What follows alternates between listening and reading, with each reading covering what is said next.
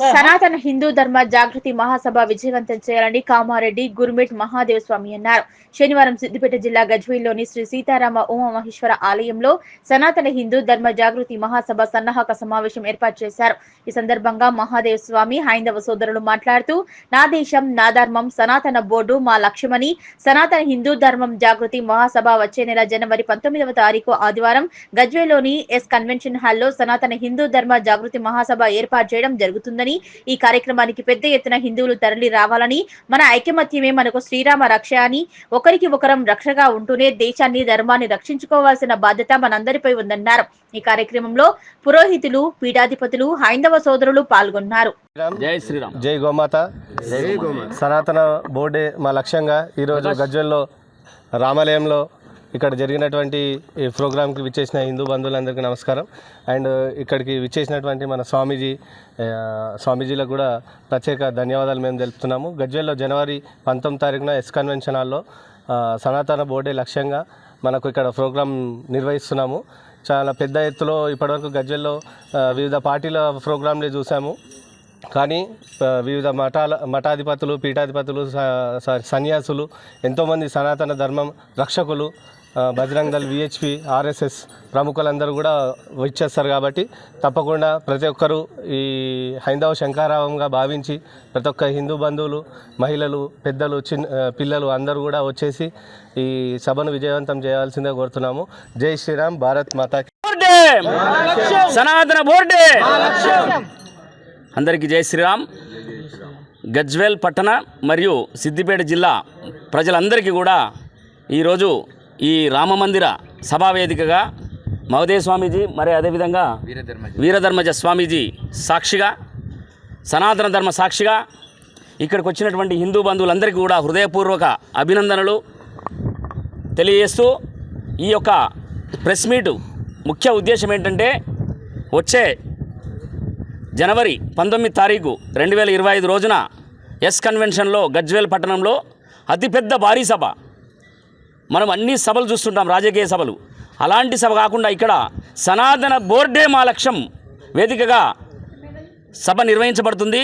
దానికి ముఖ్య అతిథులుగా అనేక మంది పీఠాధిపతులు, స్వామీజీలు, సనాతన ధర్మానికి కోసం పనిచేసేటువంటి కట్టర్ హిందువులందరూ కూడా, చిన్న పెద్ద పిల్ల ముసలి ముతక అని కాకుండా ప్రతి ఒక్కరూ హృదయపూర్వకంగా ఒక్కొక్కరు 10 మందిని చైతన్యం చేసి తీసుకురావాల్సిందిగా ఈ వేదికగా అందరికీ కూడా సవినయంగా మనం చేస్తూ, జై శ్రీరామ్, జై శ్రీరామ్, జై శ్రీరామ్. మన సనాతన ధర్మం గురించి పెద్దలు ఇంత గొప్పగా చెప్పారు. అది మనము ఏ కార్యక్రమం చేసినా కానీ ఇంతమందిని, చాలామందిని పిలిచిండు సారు, కానీ చాలా తక్కువ మంది వస్తున్నారు.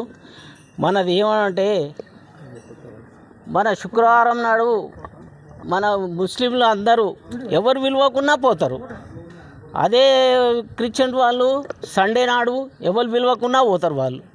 వాళ్ళందరూ పోయినట్టు మనం ఎందుకు పోతలేమో నాకు అర్థమవుతలేదు.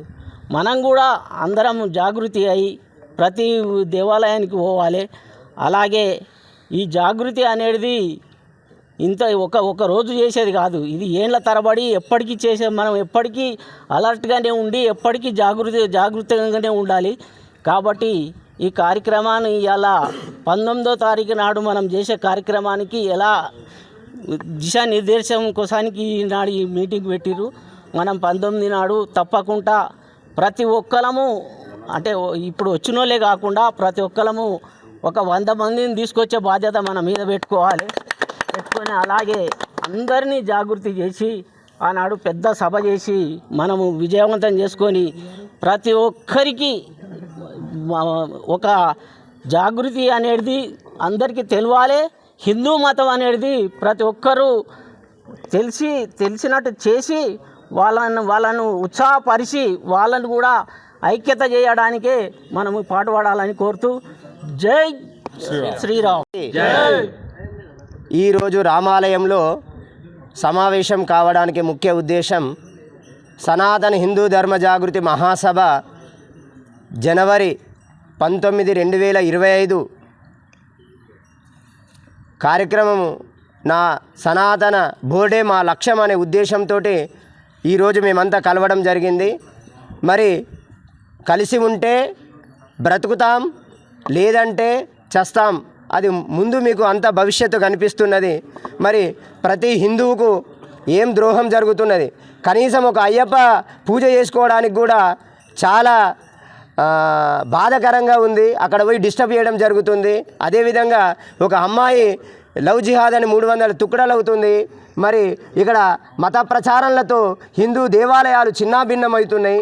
మరి ఇలా జరిగితే రేపటి పరిస్థితి హిందువులు ఉండేవాళ్ళు ఈ దేశంలో అని దాన్ని చూపిస్తారు చూడండి, ఒక రూమ్లో చూపిస్తారు కదా, ఆ విధంగా పూర్వంలో వీళ్ళు ఉండేవాళ్ళు. మ్యూజియంలో హిందువులు ఉండేవాళ్ళు, ఇట్లా బొట్టు పెట్టుకునే వాళ్ళు, ఇట్లా దేవుళ్ళని పూజించే వాళ్ళు, దేవాలయాలు ఉండేవి అనే పరిస్థితికి తీసుకొస్తున్నారు. కాబట్టి అలా కాకుండా మహాత్ములు ఎంతోమంది ప్రాణత్యాగం చేశారు. ఛత్రపతి శివాజీ కావచ్చు, భగత్ సింగ్ కావచ్చు, ఎంతోమంది మహాత్ములు వాళ్ళ జీవితాలను త్యాగం చేశారు. మరి ఆ త్యాగం కోసం మనం కనీసం సమయం ఇచ్చి చలో గజ్వెల్ అని మనం జనవరి 19 నాడు మహాసభకు అందరు కూడా చిన్న పెద్ద యువకులు అందరూ కూడా కలిసి రావాలి. ఈ కార్యక్రమాన్ని విజయవంతం చేయాలి. కాబట్టి మనమందరం కూడా 19 కార్యక్రమాన్ని విజయవంతం చేసి మన ధర్మాన్ని మనం తెలుసుకోవాలి, సనాతన ధర్మాన్ని. అదేవిధంగా సనాతన బోర్డుని మనం ఖచ్చితంగా సనాతన బోర్డే ఈ సనాతన బోర్డుని ఏర్పాటు చేసుకొని మన సనాతన ధర్మాన్ని, దేవాలయాలను, మన ధర్మాన్ని కాపాడుకోవాలని కోరుతూ భారత్ మాతాకి